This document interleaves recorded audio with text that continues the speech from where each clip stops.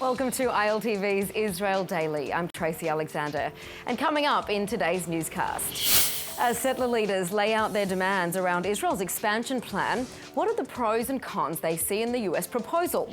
Put your money where your mask is. Police crack down on COVID-19 rule breakers, slapping hundreds of fines on people not wearing face coverings. And bring back the music. Cancelled concerts from coronavirus are being rescheduled, and Tel Aviv is on the list for the new dates.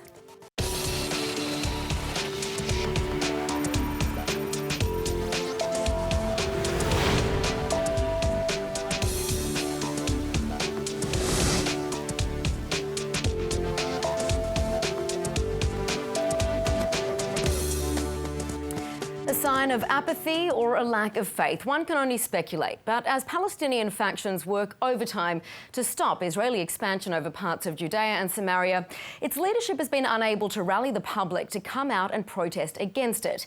The Fatah party of Palestinian President Mahmoud Abbas and Palestinian security forces were asked to recruit people to demonstrate against it, but barely 200 people showed up. But that doesn't mean there isn't loud and, in some cases, surprising noise being made on the international stage. Here's more. The good, the bad and the ugly. Right-wing Yamina Party chairman Naftali Bennett quoting the famous film, saying if you're going to shoot, shoot, don't talk, throwing shade on the Israeli Prime Minister over plans to expand the country's sovereignty over parts of Judea and Samaria. Bennett telling Israeli TV network Channel 12 he doesn't believe Netanyahu will go forward with the move, saying he's dragging it out. And while it should be done already, according to Bennett, it should be done without the establishment of a Palestinian state. But those are the terms of the United States Peace for Prosperity plan, which would eventually see 30% of the territory come under Israeli sovereignty. Plus, Israel would need to agree to 4 years of direct negotiations with the Palestinians. But with the Palestinians not interested in talking under US mediation, Israeli media are quoting Palestinian officials saying some European countries, namely Ireland, have indicated they will recognise a Palestinian state and sanction Israel if it moves ahead with unilateral expansion. Germany's foreign minister taking a different tack. After a short visit to Tel Aviv and Jerusalem yesterday, Heiko Maas flying to Jordan, saying his visit to the Middle East is meant for listening and not for threatening. Ich habe eben schon mal darauf hingewiesen, dass nach unserer Auffassung das jetzt die Zeit ist für Diplomatie und Dialog. Die Ausgangslage ist außerordentlich schwierig. Und anstatt uns jetzt schon, bevor irgendwelche Entscheidungen in Israel getroffen worden sind, uns mit wechselseitigen Drohungen zu überziehen, halte ich nicht für den richtigen Weg. Ich bin heute hier, um mit allen Seiten zu reden, das habe ich getan. Und das werde ich auch fortsetzen und mich beteiligen an der Suche nach einem Weg, an dem auch Gemeinsamkeiten gefunden werden und vor allen Dingen am Schluss eine einvernehmliche Lösung steht, so schwer das auch zu sein scheint. And in a shock move, the leading US pro-Israel lobby, AIPAC, giving US lawmakers the green light to criticise Israel over the looming plans, as long as they don't push to limit United States aid to Israel. The American Israel Public Affairs Committee raising eyebrows since the group works tirelessly to discourage public criticism of the Jewish state. Now, objections around the US expansion plan from right-wing factions in Israel is complex and layered. The mayors of the settlements in Judea and Samaria continue to debate over whether the annexation plan should be adopted and if it is, under what circumstances. One of the most prominent supporters of the program is the mayor of Efrat, Dror Reviva, who joins us to explain why he thinks the Trump plan is good for Israel and settlement. Dror Reviva, great to have you with us. Talk us through why you believe the expansion plan should be embraced as it is. I think we're facing an opportunity that we have a president in the United States of having such a close friend and ally to the state of Israel. He's surrounded by a group of assistants and advisors who all support Israel and are keen to protect Israel. And they've come up with a plan which is a completely U-turn to what we were used to. Since 1967, since the Roger Plan in 1968, it has been time after time by different presidents, different leaders, always brought to the table that Israel has to withdraw to the 1967 plan. We've never had an opportunity of an American president who says, I want to try and promote a plan that means that no Israeli, no Jew will have to actually evacuate his house. everybody is staying exactly where they live today. And I think that is one of the major shifts that there is in this plan that we need to take hold of and grasp and move forward with. It's certainly not a voice that we've heard so far in this conversation when we hear from perhaps representatives from the settler leaders. We hear a lot of concern about the establishment of a future Palestinian state. Is that not a concern of yours? It is a concern, but we have to remember how the plan is drawn.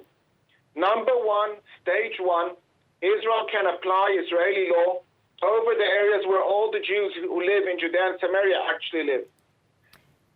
Stage two, the Palestinian people need to take upon themselves 10 conditions that I don't know any Israeli who says he doesn't agree with those 10 preliminary conditions. That they give up the right of return, that they are recognizing the right of us as having a Jewish state, that they recognize Jerusalem as being the capital, that they're not going to carry on paying to families of terrorists. All those things are extremely important, are in the consensus. Right, but if the Palestinian people actually take upon themselves those conditions, right, and they really act upon them, then we start negotiations which can last for up to 4 years, that then they might get a Palestinian state in the words of President Trump. Prime Minister Netanyahu insists that's what President Trump called it. I don't call it a state, because they won't have control over their borders and they won't have their own army, which means that it's more or less like the Palestinian Authority that we have today. And that is what I wanted to raise with you, because, of course, the Palestinian Authority isn't interested in talking under US mediation. So this idea of negotiating for 4 years, it seems that every move that will be taken will have to be done unilaterally. And what do you say to that? We always say about the Palestinians that they've never missed an opportunity to miss an opportunity.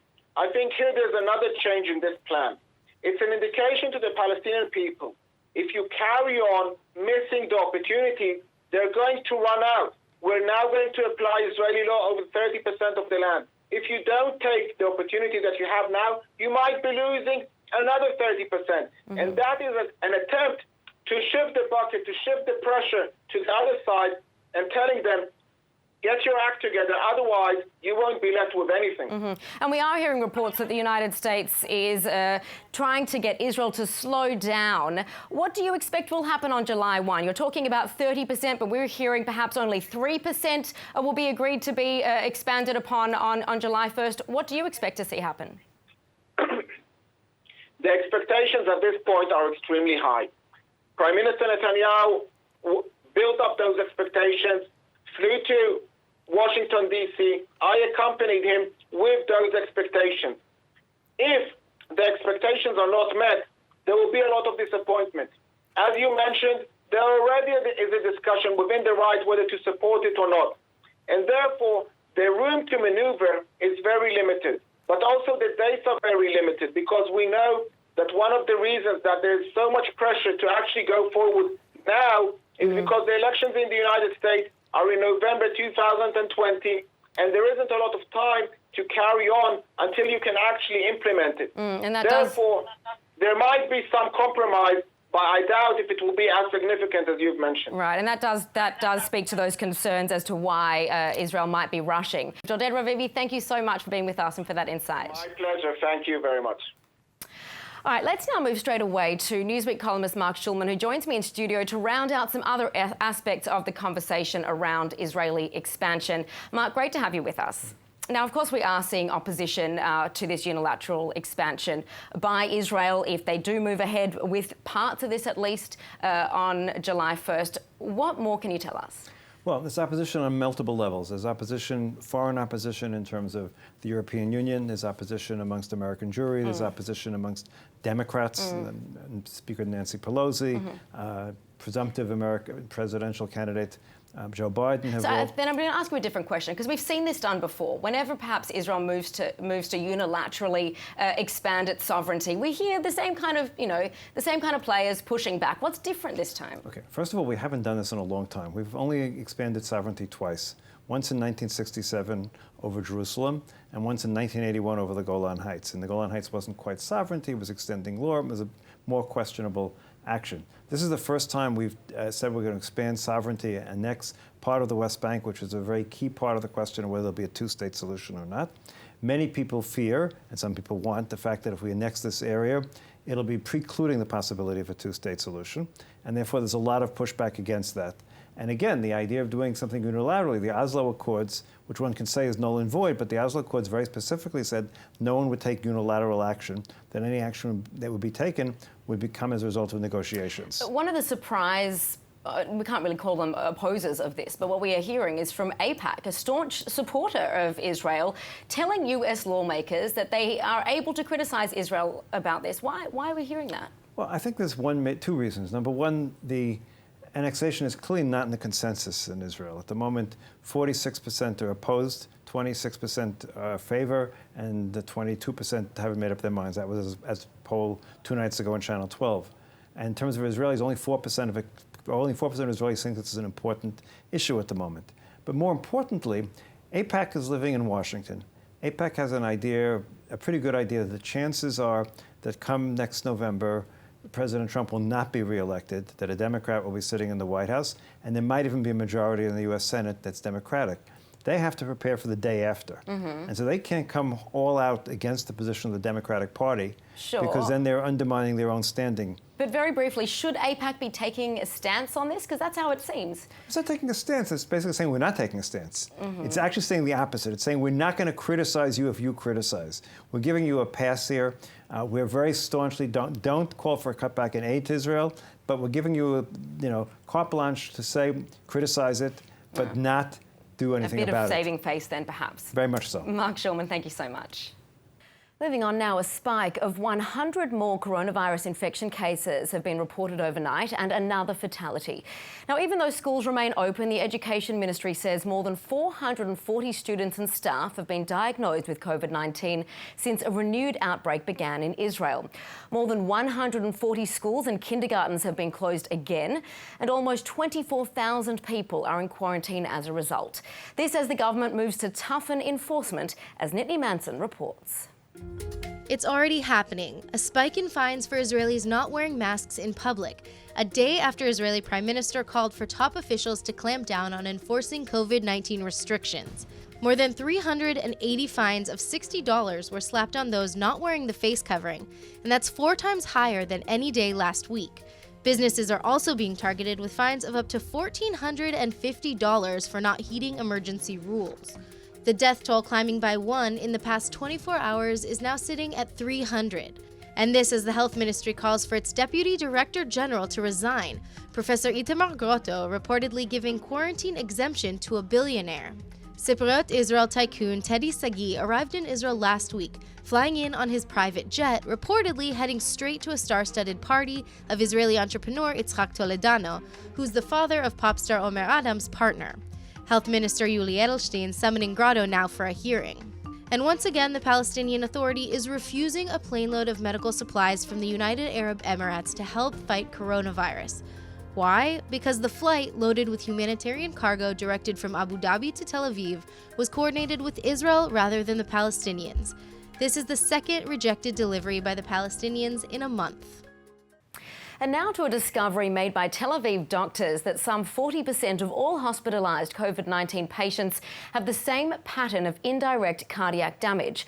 The discovery could help to understand the illness better, and a senior physician at the cardiology department at Ichilov Hospital that initiated this study, Dr. Yishai Kelly, joins us with more. Doctor, great to have you with us. Now, we know that your research is the first in the world to systematically describe cardiac injury in coronavirus patients. Using cardiac imaging, not just a laboratory test. So what does this discovery tell us about the virus? So actually it was very interesting for us because at the beginning we got these reports from China and Europe that there is some kind of cardiac damage as part of the coronavirus disease.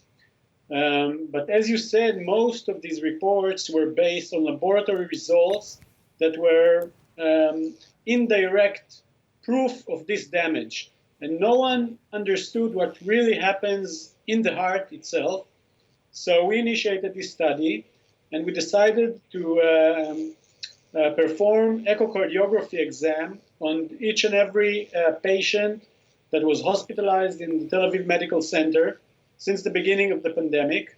And we actually found out that the main dysfunction is not of the left heart, as we expected to find, but of the right-sided heart, the right ventricle of the heart. And it is most probably a secondary damage due to the very severe lung disease that the virus causes. Right, so then what can we do with this information? Can it prevent heart damage in people who contract the virus now that we know that there is a link to the right side of the heart being damaged? So, like always in science, the first step is to understand the mechanisms, and understanding the disease and the pathophysiology of the disease helps us guide the treatment or understand it better.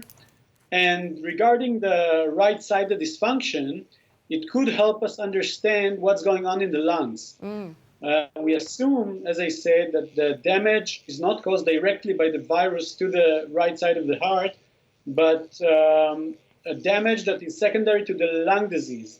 And if we understand that the right heart works against the very high pressure of the lungs, we can assume what's going on there. Maybe there's, yeah. No, I was just going to say very briefly, because we're almost out of time, what does this mean about those perhaps who have pre-existing heart conditions? Should they take extra special care? Does this make the virus even more dangerous for them?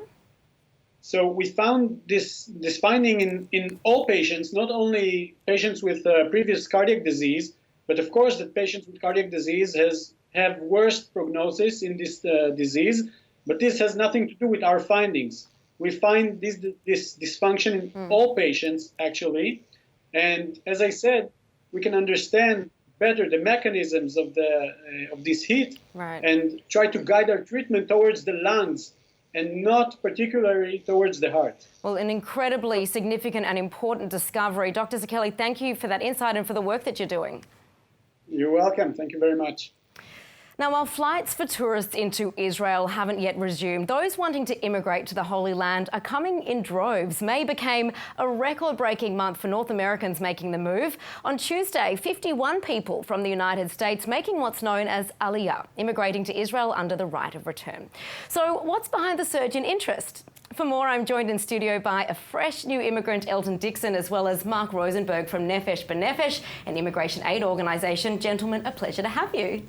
Nice to be here. Nice to be here. First of all, I want to come to you and hear your personal story because it's incredible. But I have to ask you, Mark, tell us a little bit about the numbers. What have we been seeing? So every year there's a surge in Aliyah towards the summertime. It makes sense that people come in Aliyah. There's a lot of transition going on. But what's happened with the slowdown, the pandemic, everyone stuck at home, is that we're seeing a surge in phone calls, application documents coming in. Something we haven't seen in our 19 years at Nefesh B'Nefesh. And it's really, it's been an amazing discovery to see what's going to happen. What are they telling you as to why? Why now? Is there something to do with the coronavirus? It's definitely connected to the situation that the virus has presented. I think with the realities of people stuck home, maybe I'm speaking on this firsthand of being stuck home, it's caused a lot of reflection by people. It's caused a lot of people to look at their finances, and it's given people time to have conversations. And that is, and I think with the phenomena that people are now working remotely from home, that said, well, I've been working remotely from home, and now I can work remotely from Israel. Okay. So the calculation is coming out for people. They're running the numbers, and the option for Israel is becoming more real. It's not linked to the fact that perhaps Israel's had a pretty good reputation up until now, I suppose, about the way they've been handling and the numbers. So I think there is a connection to that. I think the reality that Israel has come out of this stronger and that we've resumed some steps towards normalcy, whatever that means, has given a sense of comparison on a higher level for Olim. Naturally, you compare where you're living and where you're going, and immigrants always go to somewhere that seems more attractive to them, but definitely with the health situation has allowed people to feel stronger and more confident. Well, Elton, you have only come out of coronavirus hotel, I suppose we call it here, 2 weeks ago. You came to Israel a month ago, I understand? That's correct. And tell us why. You came here from Chicago. Yes, originally from Los Angeles, but have been living in Chicago for a while. Okay. I actually had converted to Judaism about 5 years ago, and that process took place as one of my 13 visits to Israel when I went to Jerusalem and decided I wanted to be a Jew and that I am Jewish. How did that happen for you? As I said, I grew up in Los Angeles, so I had a lot of exposure to, it's the second largest Jewish population in the United States in Los Angeles. And I had an aunt in West Los Angeles, so we spent a lot of time over there. And she had neighbors that were Jewish, and we became very good friends. All right. And then my experience in Israel, once I went to the Hotel and Temple Mount, it was like, oh, I am Jewish, so what am I waiting for? Well, the thing is, you can be Jewish and live overseas, but you decided to move to Israel. Tell us why, and what is it that you like about Israel? I like that we are all one people. And I wasn't getting that feeling living in the United States. There's a lot of racial issues that were going on, and that runs hand in hand with anti-Semitism. And I also wanted to be a Jew without question, which doesn't always happen in the United States. And the 13 visits that I had in Israel let me know that Israel is a very diverse country with diverse Jews. And this is where I belong. Well, bruchim hamaim, as they say here, welcome. And I just have to ask you, you know, you also did move to Israel, and you knew even coming here that your earnings would be, you know, slashed it by a third. You're going to earn a third here than what you were earning. That's what I understand from the United States. It was still that appealing for you?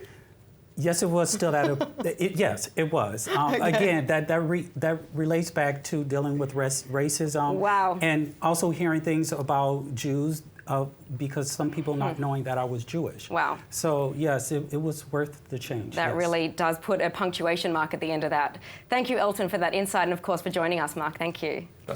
Thank you. Well, it ain't over until Celine Dion sings, and now she will be once again for Israeli audiences. Here's more. And their hearts will go on. Celine Dion fans will get to see their beloved artist perform in Israel. The singer will take to the stage at Tel Aviv's Bloomfield Stadium on July 19 and 20 in 2021. Dion is one of several artists to postpone shows due to the coronavirus, and Israel's promoter saying it's a big win for Israel to get her back. It seems his prayers have been answered. And the bright lights are calling. Israeli pop star Noah Kiril has signed a recording deal with major US label Atlantic Records. It's the largest and most comprehensive deal ever signed by an Israeli artist. So it seems she'll have plenty to put in her pouch.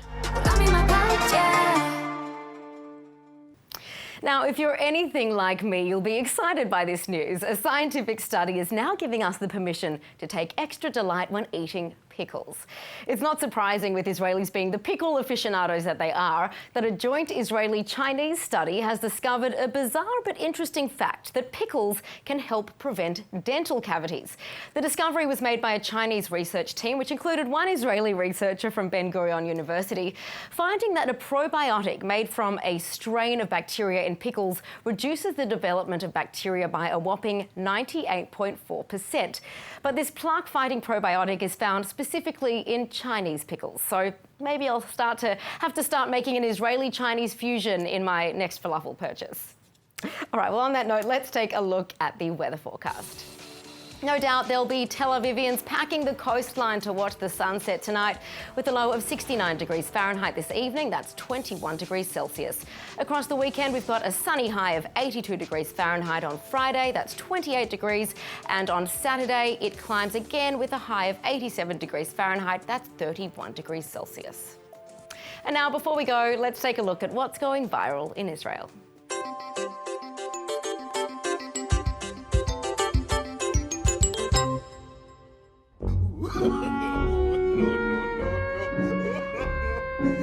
I cannot tell. The screen is actually quite far away from me for our audience, but I can't tell if that's a real duck or not.